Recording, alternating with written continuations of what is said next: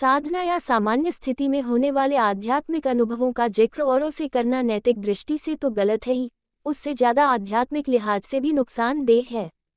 योग और भक्ति मार्ग का अध्ययन और प्रयोग कर रही जर्मन साधिका वंदना प्रभुदासी, मूल नाम एडलिना अल्फ्रेड, का कहना है कि साधना के लिहाज से नैतिकता का मूल्य बहुत ज़्यादा नहीं है।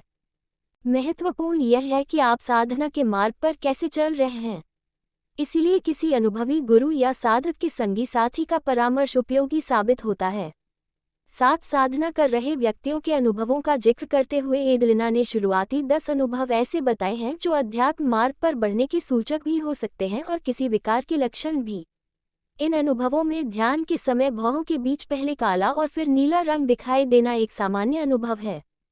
शरीर के निचले हिस्से पर जहां रीढ़ की हड्डी शुरू होती है, स्पंदन का अनुभव, सिर में शिखास्थान पर चींटियां चलने जैसा लगना, कपाल ऊपर की तरफ खींचने जैसा लगना आदि भी इसी तरह के अनुभव है।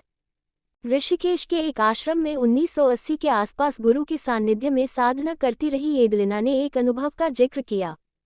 गुरु एक साधारण सन्यासी थे। उनके पास साधक स्तर के लोग ही आते थे। एडलिना या वंदना प्रभुदासी उनकी कुटिया से करीब 3 किलोमीटर दूर पर ठहरी हुई थी।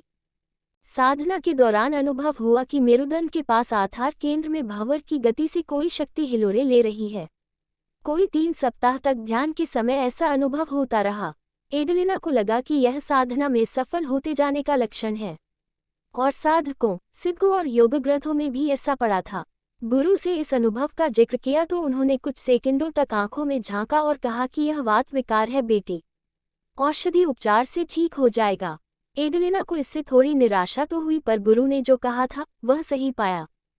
वाकई में उपचार के बाद एडलिना की शिकायत दूर हो गई।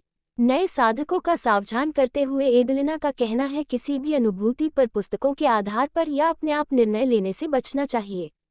बेहतर है कि गुरु के बताए साधन को किया जाते रहे। अच्छे बुरे जो भी अनुभव हों उन्हें किसी अनुभवी साधक या गुरु को ही बताएं। उनसे मदद लें। ये सुविधा नहीं मिल रही हो तो चुपचाप योग भक्ति का अभ्यास करते रहें।